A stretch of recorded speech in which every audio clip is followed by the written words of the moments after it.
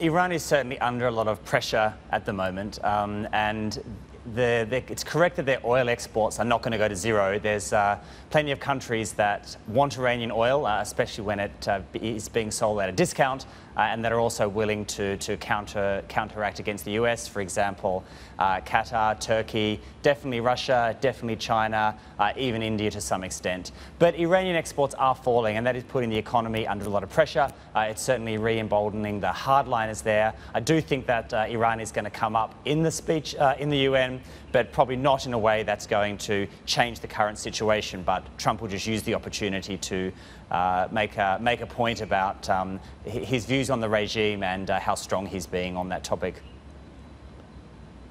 Well, it does raise questions about just how positive the developments are, at least off the back of what we saw with President Trump in North Korea. And now what we're seeing are these reports that President Rouhani is going to basically tailor his speech to whatever we hear from President Trump. But of course, President Rouhani is under real pressure at home. We've seen an unprecedented level of attacks on his government, physically and figuratively, including an attack on the Revolutionary Guard just a few days ago.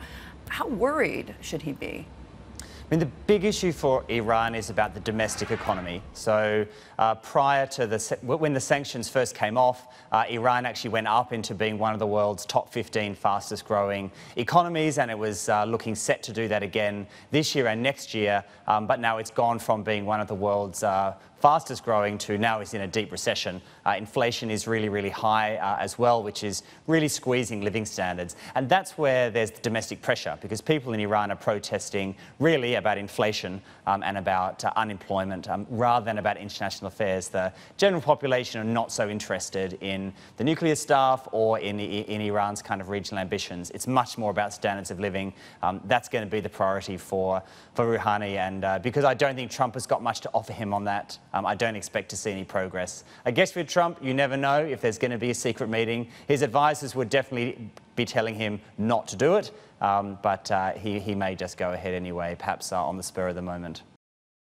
Hey everybody, it's Hadley Gamble from our new CNBC Middle East Bureau in Abu Dhabi. Thanks for stopping by. Now to watch more, you can try one of the videos that just popped up on your screen. And don't forget to subscribe.